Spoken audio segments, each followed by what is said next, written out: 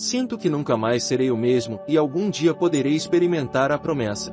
Nossos sonhos serão todos realizados a partir do momento em que soubermos que a imaginação cria realidade e age.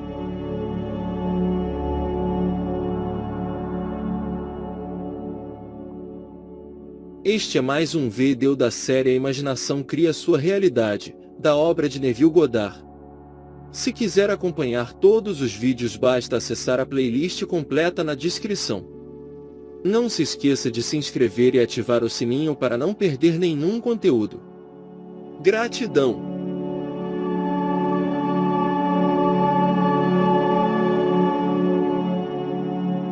Existe um passado imaginal e um futuro imaginal. Se, ao reagir, o passado é recriado no presente, então, ao representar nossos sonhos fantasiosos, o futuro pode ser trazido ao presente.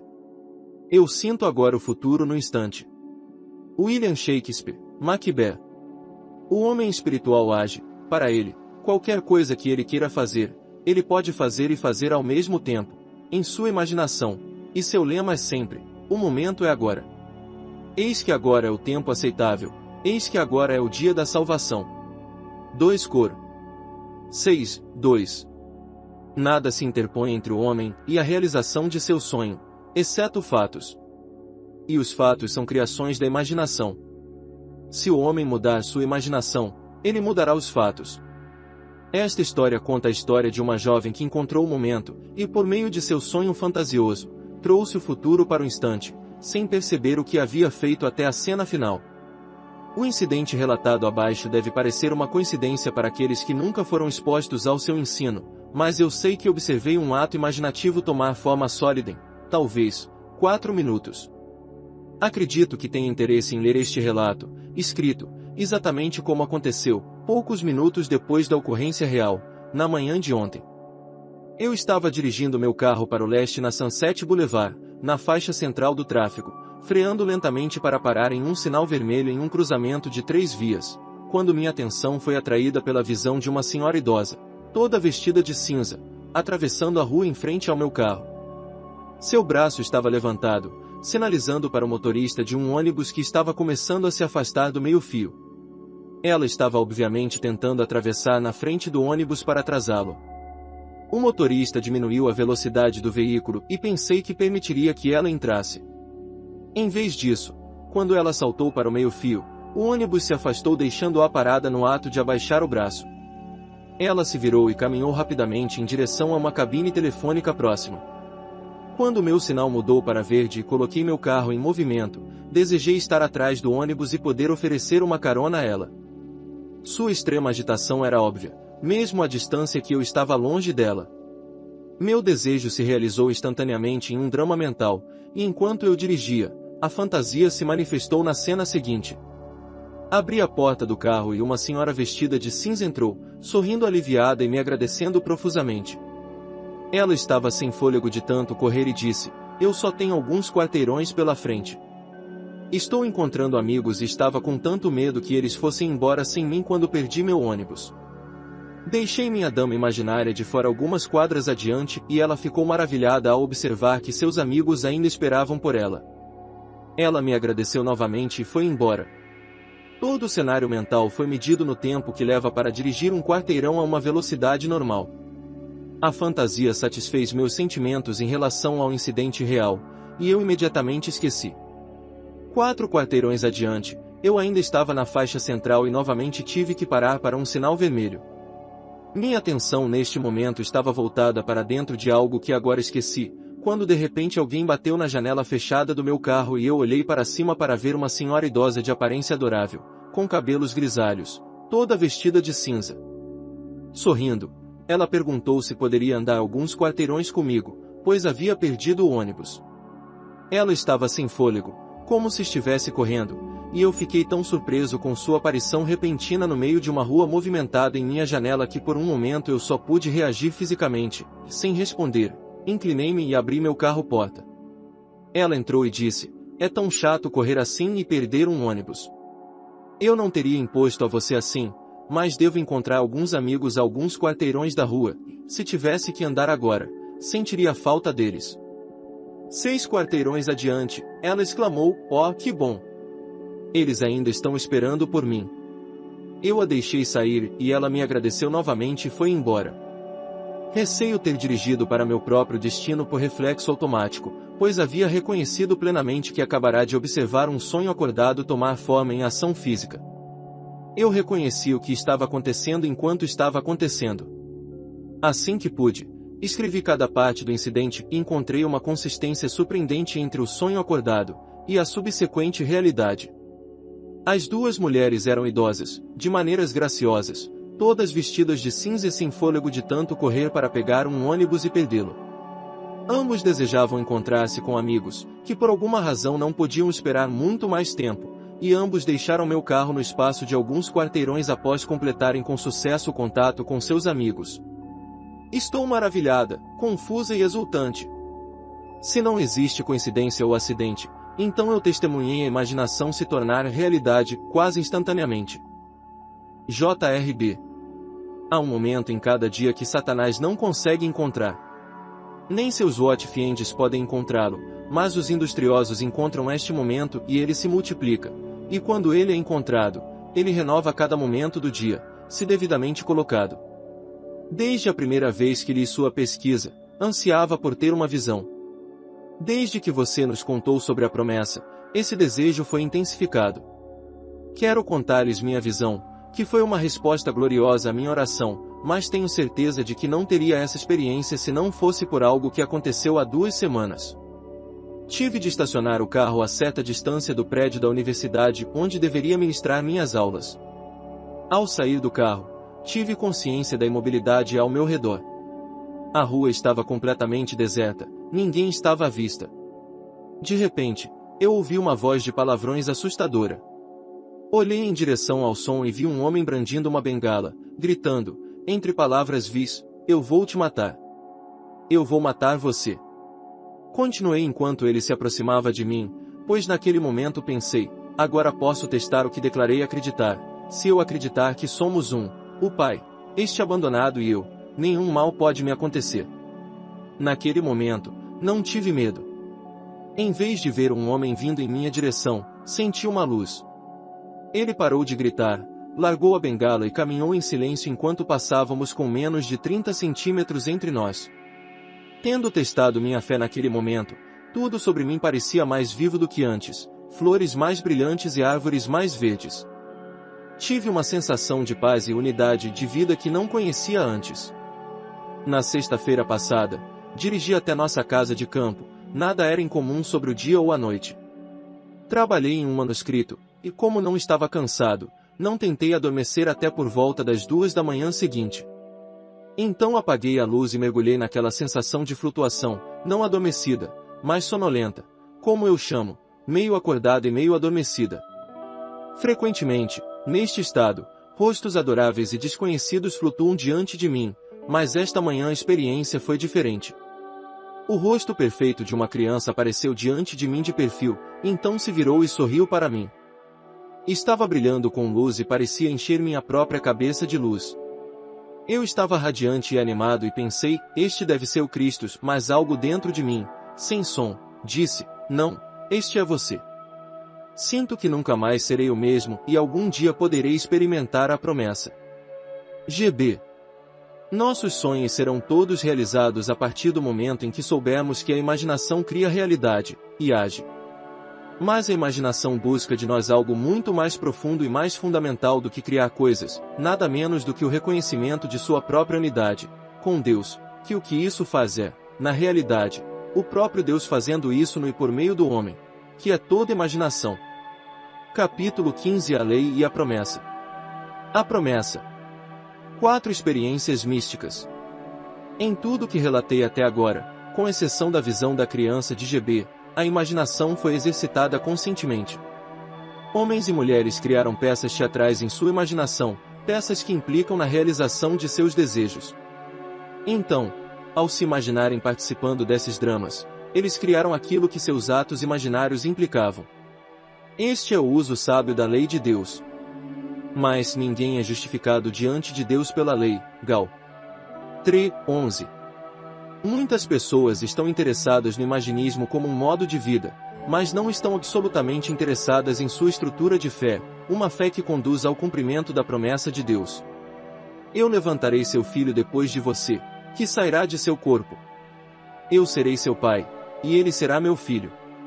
2 Sam 7, 12, 14. A promessa de que Deus tirará do nosso corpo um filho que nascerá, não do sangue, nem da vontade da carne, nem da vontade do homem, mas de Deus, João 1, 13 não diz respeito a eles. Eles querem conhecer a lei de Deus, não sua promessa. No entanto, este nascimento milagroso foi declarado claramente como uma obrigação para toda a humanidade desde os primeiros dias da comunhão cristã. Você deve nascer do alto, John 3, 7. Meu propósito aqui é declará-lo novamente e declará-lo em tal linguagem e com tal referência às minhas próprias experiências místicas pessoais que o leitor verá que este nascimento, de cima, é muito mais do que uma parte de uma superestrutura dispensável, que é o único propósito da criação de Deus. Especificamente, meu propósito ao registrar essas 4 experiências místicas é mostrar o que Jesus Cristo, a fiel testemunha, o primogênito dos mortos, AP 1, 5, estava tentando dizer sobre esse nascimento do alto. Como podem os homens pregar a menos que sejam enviados? Com 10, 15. Muitos anos atrás, foi levado em espírito a uma sociedade divina, uma sociedade de homens na qual Deus está desperto. Embora possa parecer estranho, os deuses realmente se encontram. Quando entrei nesta sociedade, o primeiro a me cumprimentar foi a personificação do poder infinito. Seu poder era desconhecido para os mortais. Fui então levado ao encontro do amor infinito. Ele me perguntou, qual é a melhor coisa do mundo? Respondi-lhe nas palavras de Paulo, fé, esperança e amor, estes 3, mas o maior deles é o amor um cor. 13, 13. Naquele momento, ele me abraçou e nossos corpos se fundiram e se tornaram um só corpo. Eu estava ligada a ele e o amava como minha própria alma. As palavras, amor de Deus, muitas vezes uma mera frase, eram agora uma realidade com um significado tremendo. Nada jamais imaginado pelo homem pode ser comparado a este amor que o homem sente por meio de sua união com o amor. O relacionamento mais íntimo da Terra é como viver em células separadas em comparação com essa união. Enquanto eu estava neste estado de supremo deleite, uma voz do espaço sideral gritou, abaixo os sangues azuis. Nessa explosão, me vi diante daquele que me cumprimentou pela primeira vez, aquele que encarnava o poder infinito. Ele olhou nos meus olhos e sem usar palavras ou boca, ouvi o que ele me disse, hora de agir. Fui repentinamente expulso daquela sociedade divina e retornei à Terra. Estava atormentado por minhas limitações de compreensão, mas sabia que naquele dia a Divine Society havia me escolhido como companheira e me enviado para pregar Cristo, a promessa de Deus ao homem. Minhas experiências místicas me levaram a aceitar literalmente o ditado de que o mundo todo é um palco. E acreditar que Deus desempenha todos os papéis. O propósito da peça. Para transformar o homem, o criado, em Deus, o Criador. Deus amou o homem, seu criado, e se fez homem na fé que este ato de autocomissão transformaria o homem, o criado, em Deus, o Criador. A peça começa com a crucificação de Deus sobre o homem, como homem, e termina com a ressurreição do homem, como Deus. Deus se torna como nós somos, para que possamos ser como Ele é. Deus se torna homem para que o homem possa se tornar, primeiro, um ser vivente, em segundo lugar, um espírito vivificante. Estou crucificado com Cristo, já não sou eu que vivo, mas Cristo que vive em mim, e a vida que agora vivo na carne, vivo pela fé no Filho de Deus, que me amou e se entregou por mim. Garota. 2, 20.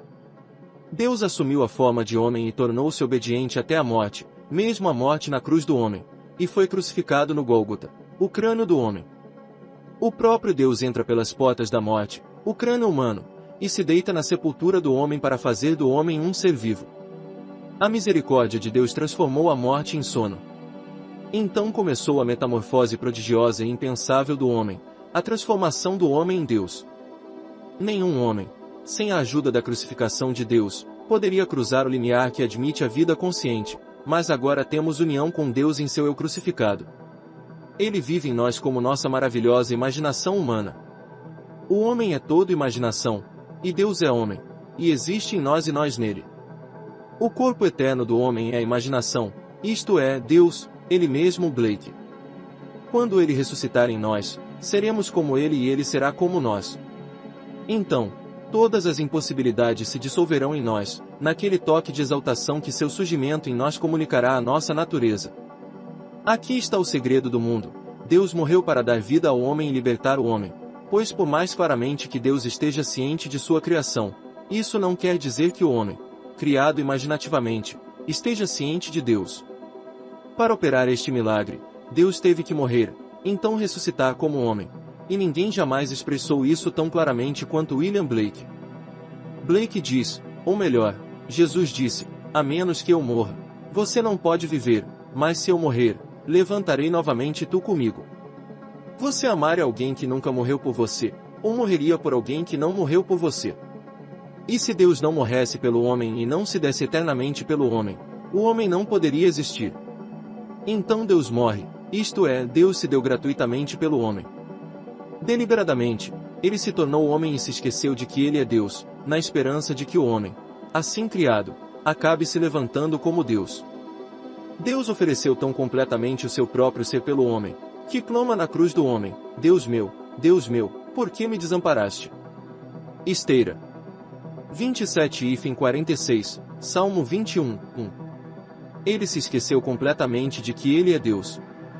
Mas depois que Deus ressuscitar em um homem, esse homem dirá a seus irmãos, porque estamos aqui, tremendo, pedindo ajuda a Deus, e não a nós mesmos, em quem Deus habita. Blake. Este primeiro homem que ressuscitou dos mortos é conhecido como Jesus Cristo, os primeiros frutos daqueles que dormiram, o primogênito dos mortos. Para o homem, Deus morreu, agora, por um homem, veio também a ressurreição dos mortos. Jesus Cristo ressuscita seu Pai morto tornando-se seu Pai. Em Adão, o homem universal, Deus dorme. Em Jesus Cristo, o Deus individualizado, Deus desperta. Ao acordar, o homem, o criado, tornou-se Deus, o Criador, e pode verdadeiramente dizer, antes que o mundo existisse, eu sou, Adon Olam, dogmática judaica. Assim como Deus em seu amor pelo homem se identificou tão completamente com o homem que se esqueceu de que era Deus, o homem em seu amor por Deus deve se identificar tão completamente com Deus que ele vive a vida de Deus, isto é, imaginativamente. A peça de Deus que transforma o homem em Deus é revelada a nós na Bíblia. É completamente consistente em imagens e simbolismo. O Novo Testamento está oculto no Antigo Testamento e o Antigo se manifesta no Novo. A Bíblia é uma visão da lei de Deus e sua promessa. Nunca teve a intenção de ensinar história, mas antes de conduzir o homem na fé através das fornalhas da aflição ao cumprimento da promessa de Deus, para despertar o homem deste sono profundo e despertá-lo como Deus. Seus personagens vivem não no passado, mas em uma eternidade imaginativa. Eles são personificações dos estados espirituais eternos da alma. Eles marcam a jornada do homem pela morte eterna e seu despertar para a vida eterna. O Antigo Testamento nos fala da promessa de Deus. O Novo Testamento não nos diz como essa promessa foi cumprida, mas como ela foi cumprida. O tema central da Bíblia é a experiência direta, individual e mística do nascimento da criança, aquela criança de quem o profeta falava, um filho nasceu para nós, um filho foi dado, e o governo estará sobre seus ombros, e seu nome será Maravilhoso Conselheiro, Deus Forte, Pai da Eternidade, Príncipe da Paz. Do aumento do seu governo e da paz não haverá fim. Isaías 9, 6 e 7. Quando a criança nos é revelada, nós a vemos, experimentamos, e a resposta a essa revelação pode ser declarada nas palavras de Jó, ouvi falar de ti, mas agora meus olhos te veem, 42, 5. A história da encarnação não é fábula, alegoria ou alguma ficção cuidadosamente elaborada para escravizar as mentes dos homens, mas um fato místico. É uma experiência mística pessoal do nascimento de si mesmo fora do próprio crânio, simbolizado no nascimento de uma criança, envolta em panos e deitada no chão. Há uma diferença entre ouvir sobre o nascimento de uma criança do próprio crânio, um nascimento que nenhum cientista ou historiador poderia explicar, e realmente experimentar o nascimento, segurar em suas próprias mãos e ver com seus próprios olhos esta criança milagrosa, uma criança nascida de cima de seu próprio crânio, um nascimento contrário a todas as leis da natureza. A pergunta, conforme colocada no Antigo Testamento, pergunte agora, e veja, um homem pode ter um filho. Por que então vejo todo homem com as mãos se entregando como uma mulher em trabalho de parto? Por que todos os rostos ficaram pálidos? Ger 30, 6. A palavra hebraica shalatz, mal traduzida como lombos, significa puxar, libertar, retirar-se. O desenho de si mesmo para fora do próprio crânio era exatamente o que o profeta previu como o nascimento necessário do alto, um nascimento dando ao homem a entrada no reino de Deus e a percepção reflexiva nos níveis mais elevados do ser. Ao longo dos tempos, Deep chama Deep PS 42, 7 Desperte. Por que dormes, ó Senhor? Desperto. PS 44 e 23. O evento, como está registrado nos evangelhos, realmente ocorre no homem. Mas daquele dia ou daquela hora quando chegará a hora do indivíduo ser libertado, ninguém sabe, exceto o Pai. Não te maravilhes que te disse, deves nascer do alto.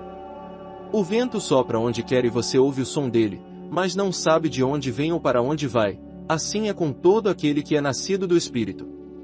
João 3, 7 e 8. Esta revelação no Evangelho de João é verdadeira. Aqui está minha experiência desse nascimento do alto. Como Paulo, não o recebi do homem, nem foi ensinado. Veio por meio da experiência mística real de nascer do alto.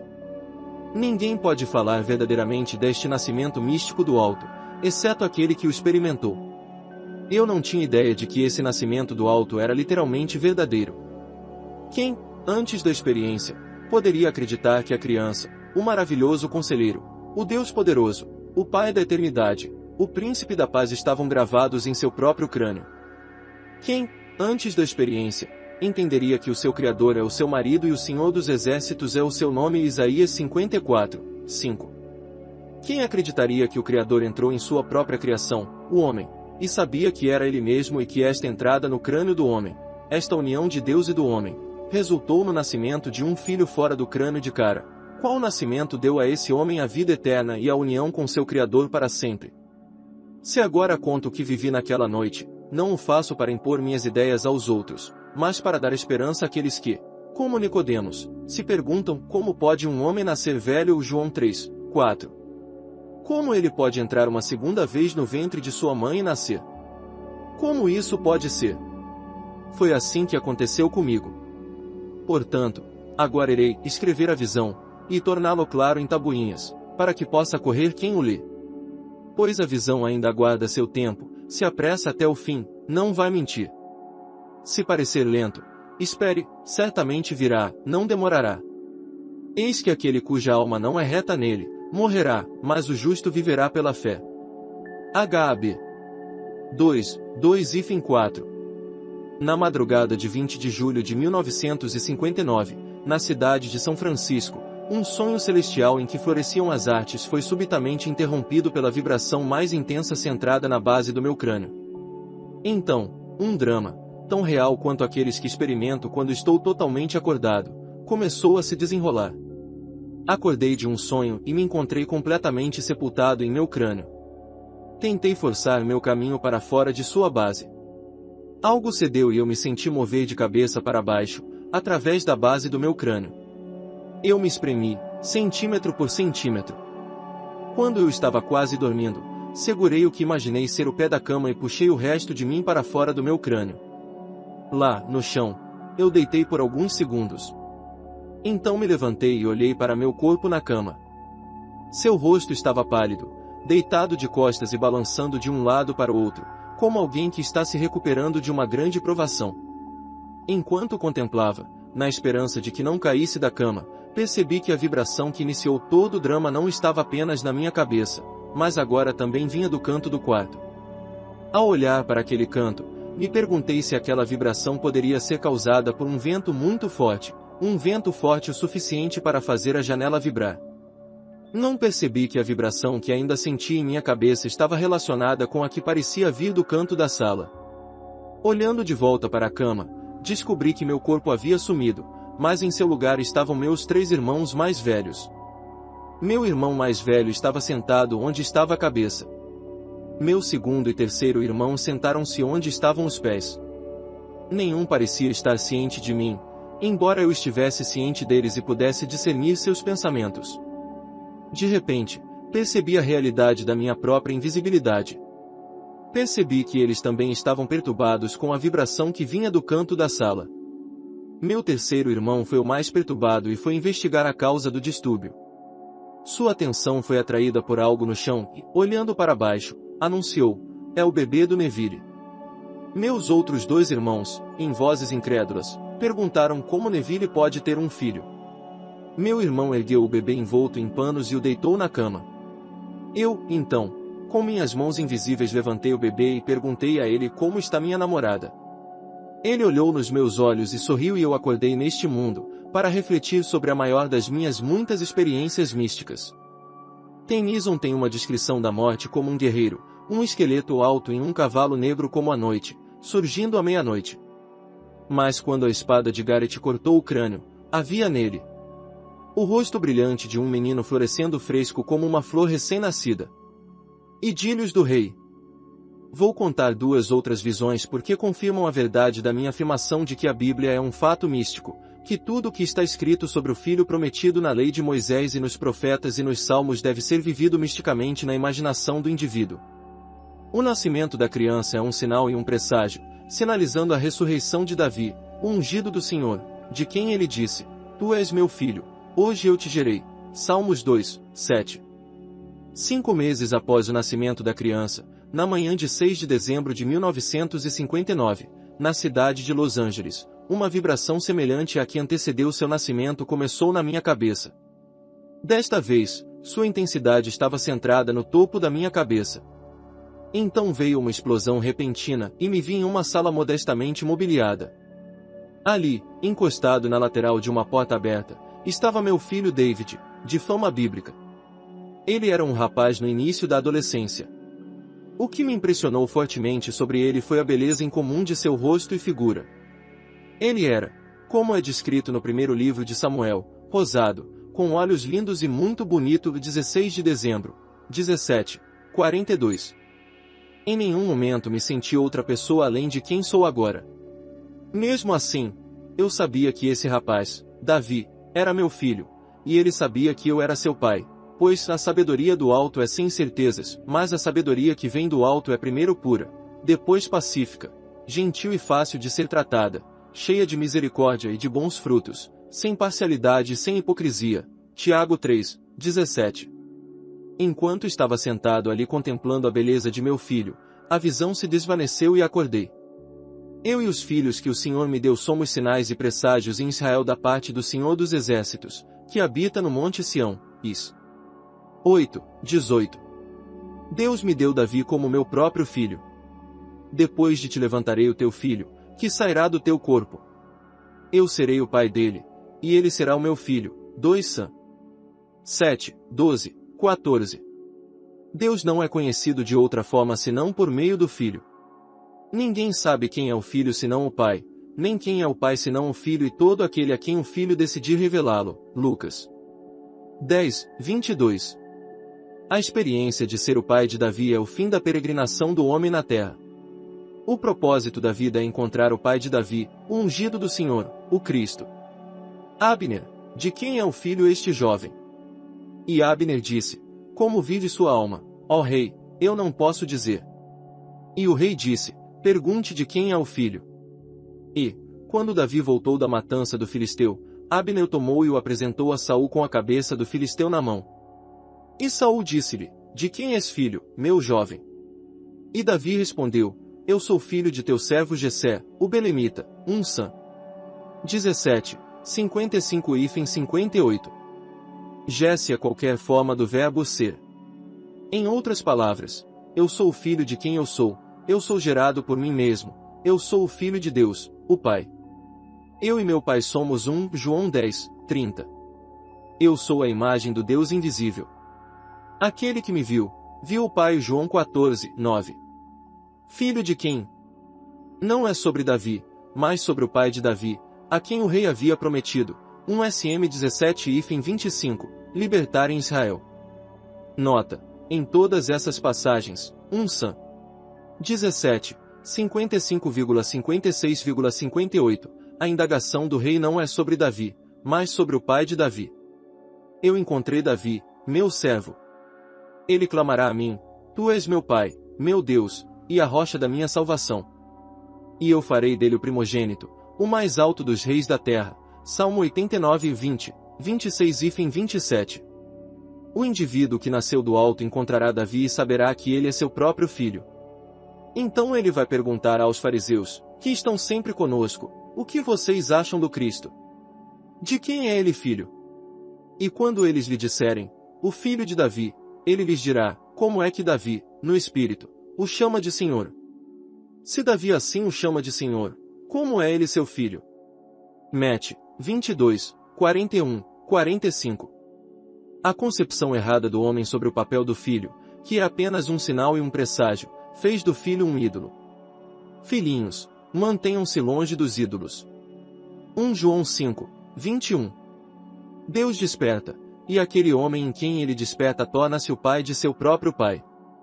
Aquele que era o filho de Davi, Jesus Cristo, o filho de Davi mete 1 se tornou o pai de Davi. Não vou mais chorar nosso pai Davi, teu filho, Atos 4 e 25. Achei Davi, Salmo 89, 20, Atos 13, 22. Ele clamou para mim: Tu és meu pai, SL 89, 26. Agora eu sei que sou um dos Elohim, o Deus que se tornou homem, para que o homem se torne Deus. Grande, de facto, confessamos, é o mistério da nossa religião. 1 Tim 3, 16. Se a Bíblia fosse história, não seria um mistério. Espere a promessa do Pai, Atos 1, 4. Isto é, para Davi, filho de Deus, que irá revelar você como o Pai. Esta promessa, diz Jesus, tu ouviste de mim, Lucas 24 e 44, e para o seu cumprimento no momento em que agrada a Deus dar-te o seu Filho, como a tua descendência, que é Cristo. Gal 3, 16. A figura de linguagem é utilizada com o propósito de chamar a atenção, enfatizar e intensificar a realidade do sentido literal. A verdade é literal, as palavras usadas são figurativas. A cortina do templo rasgou-se em duas, de alto a baixo, e a terra tremeu e as pedras se partiram. Mete 27 e 51. Na manhã de 8 de abril de 1960, 4 meses depois que me foi revelado que sou o pai de David, um raio que saiu do meu crânio me dividiu em dois, do topo do crânio à base da espinha. Eu estava fendido como se fosse uma árvore atingida por um raio. Então me senti e me vi como uma luz líquida dourada subindo pela minha espinha em um movimento sinuoso. Quando entrei em meu crânio, ele vibrou como um terremoto. Cada palavra de Deus se mostra verdadeira, ele é um escudo para aqueles que nele confiam. Não acrescente as suas palavras, para que ele não o repreenda e você seja considerado mentiroso. Provérbios 30, 5,6. E como Moisés levantou a serpente no deserto, assim importa que o Filho do Homem seja levantado. João 3, 14. Essas experiências místicas ajudarão a resgatar a Bíblia das coisas externas da história, pessoas e eventos, e a restaurá-la ao seu real significado na vida do homem. A Escritura deve ser cumprida, em nós. A promessa de Deus será cumprida. Você terá as seguintes experiências, e sereis minhas testemunhas em Jerusalém e em toda a Judéia e Samaria e até os confins da terra. Atos 1, 8. O círculo cada vez maior, Jerusalém, Judéia, Samaria, o fim da terra, é o plano de Deus. A promessa ainda está amadurecendo para o seu tempo determinado, mas por quanto tempo? Vastas e severas as provações você encontrará Davi, seu filho, que o revelará como Deus, o Pai, demorou a contar, mas se apressa até o fim, não vai falhar. Então espere, pois não haverá adiamento. Há algo maravilhoso demais para o Senhor. No tempo determinado voltarei para vocês, na primavera, e Sara terá um filho. Gênesis 18, 14. O fim.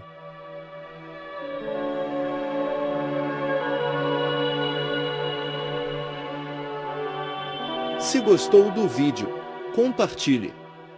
E se você chegou até aqui, comente: estou cocriando minha realidade de prosperidade e abundância. Gratidão.